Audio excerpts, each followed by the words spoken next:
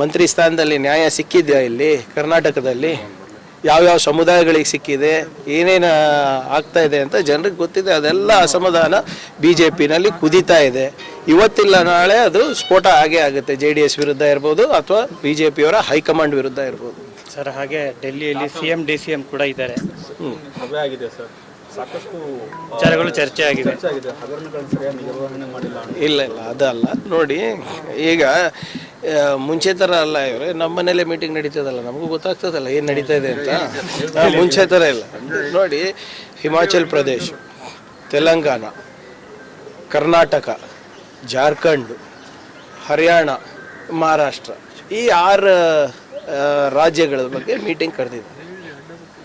ಒಂದೊಂದು ಸ್ಟೇಟಲ್ಲಿ ಎಲ್ಲಿ ನಾವು ಅಧಿಕಾರದಲ್ಲಿದ್ದೇವೆ ಅಲ್ಲಿ ಏನು ನಡೀತಾ ಇದೆ, ಹೇಗೆ ನಡೀತಾ ಇದೆ, ಗ್ಯಾರಂಟಿಗಳು ಹೇಗೆ ಉಪಯುಕ್ತ ಆಗ್ತಾ ಇದೆ, ಮತ್ತು ಬೇರೆದು ಏನಾದರೂ ಮಾಡ್ಬೋದಾ ಅಂದ್ಬಿಟ್ಟು ಅದು ಒಂದು ಚರ್ಚೆ ನಡೆದಿದೆ. ಆಮೇಲೆ ಅಫ್ಕೋರ್ಸ್ ನೀವು ಹೇಳ್ದಂಗೆ ನಮ್ಮ ಸರ್ಕಾರದಲ್ಲಿ ಏನೇನು ಸಕ್ಸಸ್ಫುಲ್ಲಾಗಿ ನಾವು ಡೆಲಿವರ್ ಮಾಡ್ತಾ ಇದ್ದೀವಿ ಮತ್ತು ಏನೇನು ವೈಫಲ್ಯತೆ ಇದೆ ಅದನ್ನು ಕೂಡ ಚರ್ಚೆ ಆಗುತ್ತೆ. ಈ ಎಲ್ಲ 3 ಎಲ್ಲಿ ರಾಜ್ಯದಲ್ಲಿ ನಾವು ಅಧಿಕಾರದಲ್ಲಿದ್ದೀವಿ. ಅದ್ರ ಜೊತೆಗೆ ಎಲ್ಲಿ ನಾವು ಚುನಾವಣೆಗೆ ಹೋಗ್ತಾ ಇದ್ದೀವಿ ಅದಕ್ಕೆ ಸಿದ್ಧತೆ ಹೇಗೆ ನಡೆದಿದೆ ಅಂತ ಕೂಡ ಇದೆ. ಜಂಟಿಯಾಗಿ ಕರೆದಿಲ್ಲ, ಎಲ್ಲರಿಗೂ ಸಪ್ರೇಟಾಗಿ ಕರೆದಿದ್ದಾರೆ. ಇವತ್ತು ಮತ್ತೊಮ್ಮೆ ಕರ್ನಾಟಕದಿದೆ, ಮತ್ತು ನಾಳೆ ತೆಲಂಗಾಣ, ನಾಳೆ ಮೋಸ್ಟ್ಲಿ ಹಿಮಾಚಲ್ ಪ್ರದೇಶ ಇರ್ಬೋದು, ನಾಡಿದ್ದು ತೆಲಂಗಾಣ ಇದೆ. ಸೊ ಹೀಗೆ ಒಂದು ಸರಣಿ ಮೀಟಿಂಗ್ಗಳು ಪಾರ್ಲಿಮೆಂಟ್ ಇರೋ ಟೈಮ್ನಲ್ಲಿ ಮಾಡ್ತಾ ಇದ್ದಾರೆ. ಯಾಕಂದರೆ ಎಲ್ಲ ನಾಯಕರು ಸಿಗ್ತಾರೆ ಅಂತ ಅಷ್ಟೇ. ವಾಲ್ಮೀಕಿ ಮೂಡೋದು ವರದಿ ಕೇಳಿರ್ತಾರೆ ಹೈಕಮಾಂಡ್, ಕೇಳಿರ್ತಾರೆ ಏನು ನಡೀತಾ ಇದೆ ಏನಿಲ್ಲ ಅಂದ್ಬಿಟ್ಟು. ಯಾಕಂದರೆ ಇದು ಮೊನ್ನೆ ಸದನದಲ್ಲಿ ಪ್ರಸ್ತಾಪ ಆಗಿದೆ BJPಯವರು.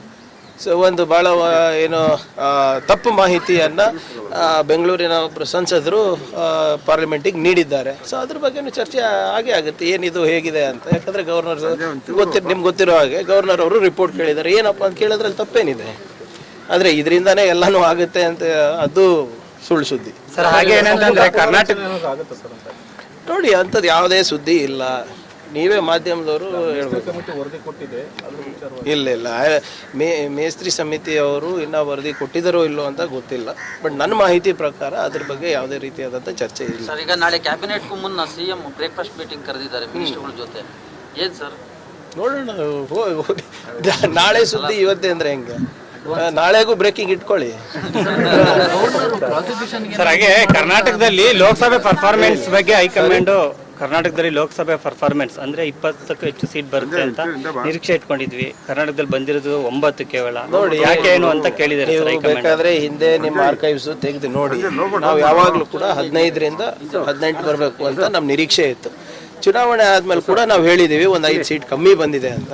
ಅದಕ್ಕೋಸ್ಕರ ಎಲ್ಲಾನು ಮಿಸ್ತ್ರಿ ಸಮಿತಿಯವ್ರು ಬಂದು ಎಲ್ಲಾನು ಏನೇನು ಅಭಿಪ್ರಾಯಗಳಿದೆ ಅವೆಲ್ಲನೂ ತೊಗೊಂಡು ಹೋಗಿದ್ದಾರೆ. ನಾವು ಏನು ತಿದ್ಕೋಬೇಕು ನಮ್ಮದು ಅದನ್ನು ನಾವು ಮಾಡ್ತಾ ಇದ್ದೀವಲ್ಲ. ನಾವು ಅಬ್ಕಿ ಬಾರ್ 400 ಪಾರ್ ಅಂದಿದ್ವಾ, 15ರಿಂದ 18 ಬರುತ್ತೆ ಅಂತ ಒಂದು 5-6 ಸೀಟ್ ಕಮ್ಮಿ ಬಂದಿದೆ, ಒಪ್ಕೊಂಡಿದ್ದೀವಿ. ಅದಕ್ಕೆ ನಾವು ಏನೇನು ಸರಿಪಡಿಸ್ಕೋಬೇಕು ಆ ಕೋರ್ಸ್ ಕರೆಕ್ಷನ್ ಅಂತ ನಾವೇನು ಹೇಳ್ತೀವಿ ಅದು ಆಗ್ತಾ ಇದೆ.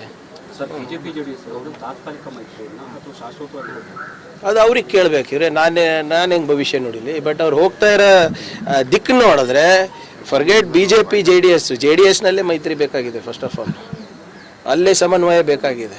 ನಾನು ಹೇಳ್ದಂಗೆ ಇವರೆಲ್ಲ ಏನು ಪಾದಯಾತ್ರೆ ಪ್ರಾರಂಭ ಮಾಡ್ತಿದೆ ಅಂದರೆ ಸ್ಟಾರ್ಟಿಂಗ್ ಪಾಯಿಂಟ್ ಯಾವುದು ಅಂತ ಜನರಿಗೆ ಕಾರ್ಯಕರ್ತರಿಗೆ ಗೊತ್ತಾಗ್ತಾ ಇಲ್ಲ. ನಾಳೆ ನೀವು ಕಾದು ನೋಡಿ, ಒಂದು ವಿಜಯಪುರಿಂದ ಬರ್ತದೆ, ಒಂದು ಬಳ್ಳಾರಿಯಿಂದ ಬರುತ್ತೆ, ಒಂದು ಮೈಸೂರಿಂದನೇ ಬರುತ್ತೆ ಬೆಂಗಳೂರಿಗೆ, ಬೆಳಗಾವಿಂದನೂ 100% ಬರುತ್ತೆ. ನಾನು ಅದಕ್ಕೆ ಹೇಳ್ತಾ ಇರೋದು ಇವೆಲ್ಲನೂ ಸೇರಿ ನೀವು ಡೆಲ್ಲಿ ಚಲೋ ಮಾಡಿಬಿಟ್ಟು ನಿಮ್ಮ ಮನೆ ನೋಡ್ಕೊಳ್ರಪ್ಪ. ಫಸ್ಟು ಕರ್ನಾಟಕ ಜನರಿಗೆ ನೋಡ್ಕೊಳಕ್ಕೆ ನಾವಿದ್ದೀವಿ. ಗವರ್ನರ್ ಪ್ರಾಸಿಕ್ಯೂಷನ್ಗೆ ಮೂವ್ ಮಾಡಬಹುದು CM ಅವರ ವಿರುದ್ಧ. On what basis? ಪ್ರಾಸಿಕ್ಯೂಷನಿಗೆ ಪರ್ಮಿಷನ್ ಕೊಡಬೇಕು ಅಂದರೆ ಏನಾದರೂ ಒಂದು ಬಲವಾದ ದಾಖಲೆಗಳಿರಬೇಕಲ್ಲ.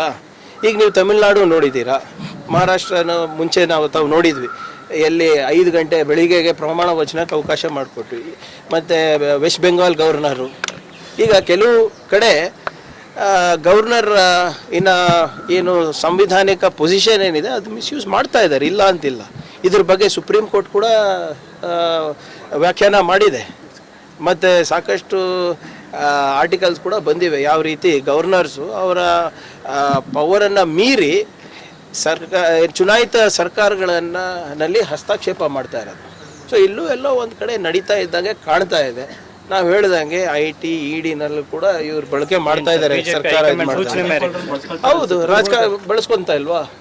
ಆನ್ ವಾಟ್ ಬೇಸಿಸ್ ಸರ್, ಇದ್ರ ಬಗ್ಗೆ ಕ್ಯಾಬಿನೆಟ್ ಅಲ್ಲಿ ಏನಾದ್ರು ನಿರ್ಣಯ ಮಾಡ್ತೀರಾ ಸರ್? ನೋಡೋಣ ಸರ್, ನಾಳೆ ಕ್ಯಾಬಿನೆಟ್ ಆಗಲಿ. ನಾನು ಹೇಳ್ದಂಗೆ ಕೆಲವು ಬ್ರೇಕಿಂಗ್ ನ್ಯೂಸ್ ವೇಟ್ ಮಾಡಬೇಕಾಗ್ತದೆ. ಯಾಕೆಂದ್ರೆ ಯಡಿಯೂರಪ್ಪ ವಿರುದ್ಧ ಸರ್, ಯಡಿಯೂರಪ್ಪ ಇಲ್ಲ ನೋಡಿ, news, ಹಂಗಲ್ಲ breaking news ನೋಡಿ, ಅಂತ ಹಿಂದೆ ಯಾವತ್ತೂ ಕೂಡ ಗವರ್ನರ್ ಅವರು ಇಂಥ ಹಿಂಗೆ ಏನು ಯಾರೋ ಒಂದು ಕಂಪ್ಲೇಂಟ್ ವಿತೌಟ್ ಡಾಕ್ಯುಮೆಂಟ್ಸ್ ಇರಲಿ ಕೊಟ್ಟ ತಕ್ಷಣ ನೀವು ಇದಕ್ಕೆ ನೀವು ಕ್ಲಾರಿಫಿಕೇಶನ್ ಕೊಡಿ ಅಂತ ಕಳಿಸಿರೋದು ಇಲ್ಲ. ಯಾವಾಗಲೂ ಕೂಡ ಬಲವಾದ ಈಗ ಬೆಳ್ಳಾರಿ ಮೈನಿಂಗ್ ಕೇಸ್ ಇತ್ತು, ಇಲ್ಲ ದಾಖಲೆಗಳಿತ್ತು, ಸರ್ಕಾರದ ದಾಖಲೆಗಳಿತ್ತು, ಅವಾಗ ಗವರ್ನರ್ ಅವರು ಆ್ಯಕ್ಷನ್ ತೊಗೊಂಡಿದ್ರು, ಇಲ್ಲ ಅಂತಿಲ್ಲ. ಬಟ್ ಇಲ್ಲಿ ಏನಿದೆ ಹೇಳಿ, ಆನ್ ವಾಟ್ ಬೇಸಿಸ್? ಆಮೇಲೆ ನನ್ನ ಹಿಂದೆ ಕೂಡ ನಾನು ಹೇಳಿದ್ದೀನಿ, ಇವೆಲ್ಲನೂ ಒಂದು ಸ್ಟ್ಯಾಂಡರ್ಡ್ ಆಪ್ರೇಟಿಂಗ್ ಪ್ರೊಸೀಜರ್ BJP ಅವ್ರದ್ದು. IT ಚೂ ಬಿಡೋದು, ED ಚೂ ಬಿಡೋದು, ಗವರ್ನರ್ಗಳನ್ನು ಮಿಸ್ಯೂಸ್ ಮಾಡ್ಕೊಳೋದು. ಈಗ ಸುಮ್ಮನೆ ಸುಪ್ರೀಂ ಕೋರ್ಟ್ ಅವರು ಇದು ಮಾಡಿದ್ದಾರೆ, ಇವರೇ ನೋಟಿಸ್ ಮಾಡಿದ್ದಾರೆ, ಗವರ್ನರ್ಗಳು ಹೆಂಗೆ ಹಸ್ತಕ್ಷೇಪ ಮಾಡ್ತಾ ಇದ್ದಾರೆ ಅಂತ. ಇದನ್ನು ಪ್ರಾರಂಭ ಇನ್ನು 4 ವರ್ಷ ನಮ್ಮ ಸರ್ಕಾರ ಇದೆ. ಇಂಥ ಹಲವಾರು ಇಂಟರ್ಫಿಯರೆನ್ಸಸ್ ಕೇಂದ್ರ ಸರ್ಕಾರದಿಂದ ಆಗೋದು ನಿಶ್ಚಿತ. ಎಲ್ಲಾ ಬೆಳವಣಿಗೆಗಳು ನಾಯಕತ್ವ ಬದಲಾವಣೆಗೆ ನಾಂದಿ ಆಡ್ತಾವ ಅಂತ. ಇಲ್ಲ, ಯಾಕೆ BJP ಅವ್ರಿಗೆ ಮಾಡಿದ್ರೆ ನಮ್ಮ ನಾಯಕತ್ವ ಹೆಂಗೆ ಬದಲಾವಣೆ ಆಗ್ತದೆ? ಷಡ್ಯಂತ್ರ ಆಗುತ್ತೆ. ಹೌದು, ಈಗ ಕಾಂಗ್ರೆಸ್ ವಿರುದ್ಧ ಷಡ್ಯಂತ್ರ. ಕಾಂಗ್ರೆಸ್ನಲ್ಲಿ ನಾಯಕರು ಯಾರು? CM, DCM.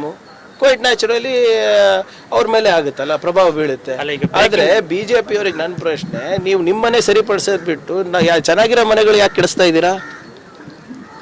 ಬ್ರೇಕಿಂಗ್ ಅಂತ ಹೇಳ್ತಾ ಇದ್ರೆ ಇನ್ನು ಬಿಗ್ ಬ್ರೇಕಿಂಗ್ ಕೊಡ್ತೀರಾ ಅಂತ? ಇಲ್ಲ, ನಾವ್ ಯಾವತ್ತೂ ಬ್ರೇಕಿಂಗ್ ನ್ಯೂಸೇ ಕೊಡಲ್ಲ, ನೀವೇ ಸುಮ್ಮನೆ ನಮ್ಮ ಮೇಲೆ ಬೀಳ್ತೀರಾ. ITBT ಅವರು ಕೆಲಸ ಹೆಚ್ಚಿಸುವ ಸಂಬಂಧವಾಗಿ ಕೆಲಸದ ಸಮಯ ಹೆಚ್ಚಿಸುವ ಸಂಬಂಧವಾಗಿ ನಿಮ್ಮ ಇದಕ್ಕೆಲ್ಲ ನೋಡಿ, ಫಸ್ಟ್ ಆಫ್ ಆಲ್ ನಮ್ಮ ಕಾಯ್ದೆನಲ್ಲಿ ಯೂನಿಯನ್ಗಳನ್ನು ನಾವು ರೆಕಗ್ನೈಸ್ ಮಾಡಲ್ಲ. ಆದರೆ ಕೆಲವು ಜನ ಸೇರಿ ಒಂದು ಯೂನಿಯನ್ ಮಾಡಿದ್ದಾರೆ, ಏನೇ ಇರಲಿ, ವಿ ರೆಸ್ಪೆಕ್ಟ್ ದಟ್. ಆಮೇಲೆ ಅವ್ರದ್ದು ಏನು ಅಭಿಪ್ರಾಯಗಳಿದೆ ಅದು ನಾನು ಕೂಡ ಗಣನೆಗೆ ತೊಗೊಂಡು ಮಾಡಬೇಕಂತಲೇ ಇದೆ. ಆಮೇಲೆ ಈ ಕಾಯ್ದೆ ಏನಿದೆ ಎಲ್ಲ IT ಇಂಡಸ್ಟ್ರಿಗೂ ಅನ್ವಯಿಸೋದಿಲ್ಲ. ಇದು ಭಾಳ ಸ್ಪೆಷಲೈಸ್ಡ್ ಇಂಡಸ್ಟ್ರಿ, ಅದು ರಿಸರ್ಚ್ ಆ್ಯಂಡ್ ಡೆವಲಪ್ಮೆಂಟ್ ಇರ್ಬೋದು, ಸೆಮಿಕಂಡಕ್ಟರು ಮತ್ತು ಚಿಪ್ ಮ್ಯಾನುಫ್ಯಾಕ್ಚರಿಂಗ್ ಇರ್ಬೋದು, ಅಂಥ ಇಂಡಸ್ಟ್ರೀಸಿಗೆ ಮಾತ್ರ ಅವರು ಬೇಡಿಕೆ ಮೇರೆಗೆ ನಾವು ಲೇಬರ್ ಡಿಪಾರ್ಟ್ಮೆಂಟಿಗೆ ಫಾರ್ವರ್ಡ್ ಮಾಡಿರೋದು ಅಷ್ಟೇ. ಆಮೇಲೆ ಇದರಲ್ಲಿ ವಿತೌಟ್ ಕನ್ಸಲ್ಟೇಷನ್ ಏನೂ ಆಗಲ್ಲ. ನಿಮ್ಮ ಖಾಸಗಿ ಕಂಪನಿಗಳ ಕನ್ಸಲ್ಟೇಷನ್ ಪರ್ಮಿಷನ್ ತೊಗೋಬೇಕು ಲೇಬರ್ ಡಿಪಾರ್ಟ್ಮೆಂಟಿಂದ. ಅದಾದಮೇಲೆ ನಾನು ಕೆಲಸ ಮಾಡಬೇಕಂದ್ರೆ ನಾನು ಕನ್ಸೆಂಟ್ ಕೊಡಬೇಕು. ನಾನು ಕನ್ಸೆಂಟ್ ಕೊಡಲಾರ್ದೆ ಅದನ್ನು ಮಾಡಲಿಕ್ಕಾಗಲ್ಲ. ಮತ್ತು ಗುಜರಾತು, ತೆಲಂಗಾಣ, ಒಡಿಶಾ, ತಮಿಳ್ನಾಡು ಎಲ್ಲ ಕಡೆನೂ ಇದಾಗಲೇ ಇದೆ. ಸೊ ನಾವೇನು ಹೊಸದಾಗೇನು ತರ್ತಾ ಇಲ್ಲ, ಬಟ್ ನಾವೇನಿದ್ರು ವಿತ್ ಡ್ಯೂ ಕನ್ಸಲ್ಟೇಷನ್ ತರ್ತೀವಿ. ಈಗ ನಮಗೆ ಬಂಡವಾಳನೂ ಬೇಕು, ಉದ್ಯೋಗನ ಸೃಷ್ಟಿ ಮಾಡಬೇಕು ಅಂದರೆ ನೀವು ಒಂದು ಕಡೆ ಚೈನಾ ಜೊತೆ ಕಂಪೀಟ್ ಮಾಡಬೇಕು ಅಂತಲೂ ಹೇಳ್ತೀರಾ, ಇನ್ನೊಂದು ಕಡೆ ನಾವು ಆ ಮಟ್ಟಕ್ಕೆ ನೀತಿ ನಿಯಮಗಳು ತರಬಾರ್ದು ಕೂಡ ಅಂತ ಹೇಳ್ತೀರಾ. ಸೊ ಅದರಿಂದ but what ever it is, ಪ್ರಜಾಪ್ರಭುತ್ವದಲ್ಲಿ ನಾವು ಎಲ್ಲರೂ ಸೇರಿ ಒಂದು ಕನ್ಸೆನ್ಸಸ್ಸಿಗೆ ಬಂದ ಮೇಲೆ ನಾವು ಡಿಸಿಷನ್ ತೊಗೋತೀವಿ ಅಂತ ಕಾರ್ಮಿಕ ಸಚಿವರು ಹೇಳಿದ್ದಾರೆ. ನಾನು ಅದೇ ಸ್ಟ್ಯಾಂಡ್ನಲ್ಲಿದ್ದೀನಿ, ಮತ್ತು MB ಪಾಟೀಲ್ ಅವರು